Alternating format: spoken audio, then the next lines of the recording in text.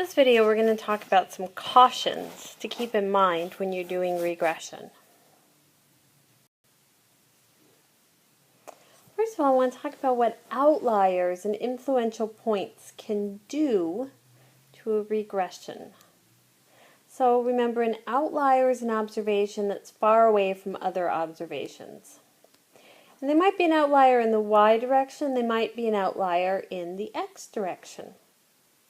If they're in the y direction, they're going to have really large residuals. If they're in the x direction, they're often going to be really influential to the line, which means that if you take them out, it'll change the line significantly.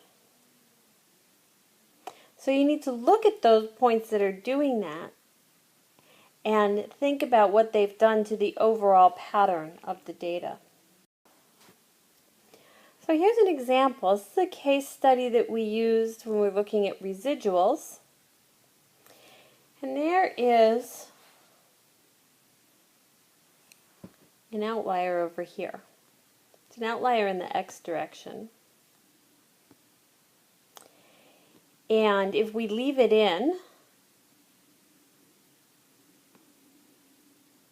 we see that we have an R-square of 41%.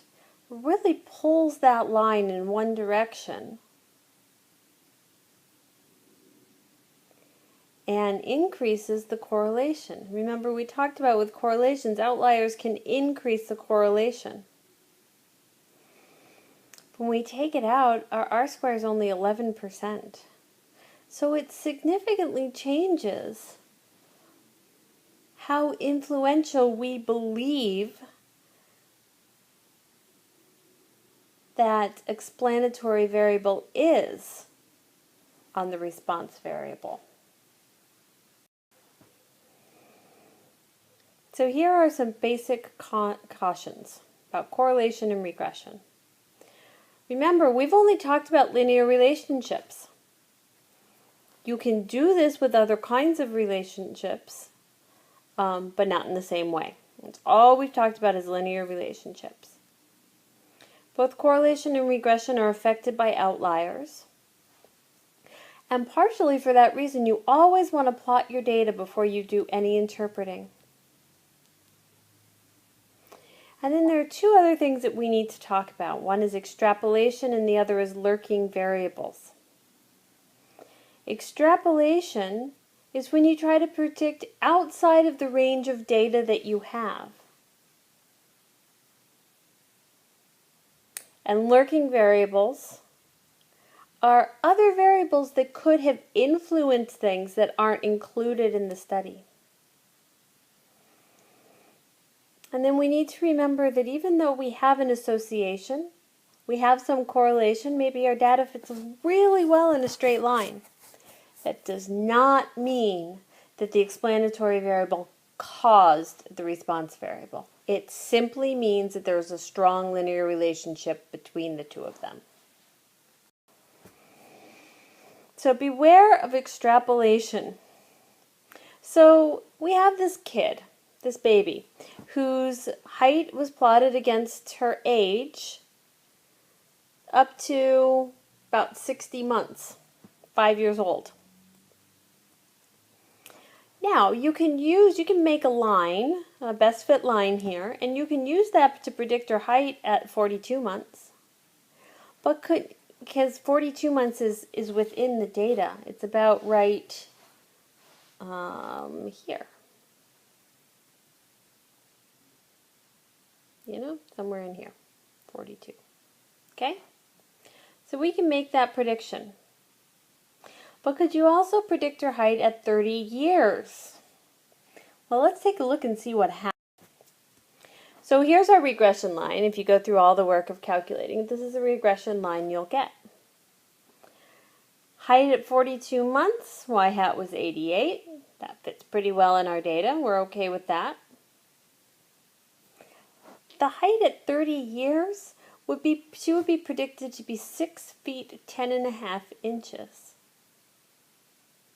So within the first 5 years, there might be more of a linear growth pattern for kids, But at some point it levels off. We stop growing. So it's called extrapolation when you try to predict outside of that range that your line is based upon. Lurking variables. So here's this study that was done where the explanatory variable was observed meditation practice. Either a person did or they did not observe some kind of meditation practice. And they were measuring the level of an age-related enzyme. Well, lurking variables, you always have to ask, what else could have influenced that age-related enzyme? Could there also be a general concern for your well-being that affects that also affects your decision to try meditation? So it's a third variable that's influencing both that can put them into more of a linear relationship. And then correlation does not imply causation. So even if you have really strong correlations, all that tells you is that you have a linear relationship. It does not mean that one causes another. It may be explained by a lurking variable. There may be a third variable that causes that.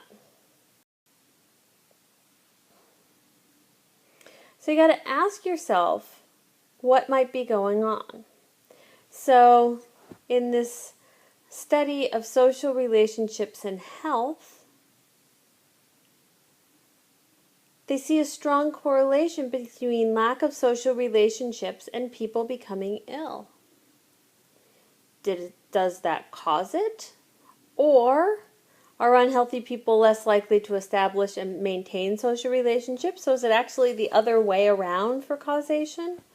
Or is there a third factor that predisposes people to both?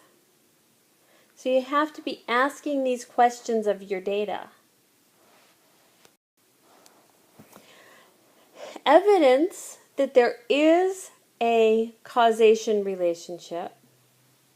First of all, if you properly conduct an experiment to establish the connection, then you can be clear about it. So if you structure an experiment in such a way that you've taken out lurking variables, you've taken out other influences, and you're just looking at causation. And in further statistics study, you will talk about how to design experiments. Then there are other considerations to look at. If the association is strong, if it's consistent, it's happened over and over and over. With some things, like we do a lot of drug studies where you want to look and see, is taking this drug causing something to happen that you want to have happen? Well, a lot of times with that, higher doses give you stronger responses. So that's one thing you can look at. You want to make sure that the cause is preceding the effect in time. In other words, the cause happens before the effect happens. If it's the other way around, you can't say cause and effect. And if they're simultaneous, you can't say cause and effect. And you want to make sure that it's plausible, that it's a reasonable explanation. Those are things that move you towards having evidence of causation. They don't prove it, but they move you towards that, and they help you to establish whether a correlation is indeed also causation.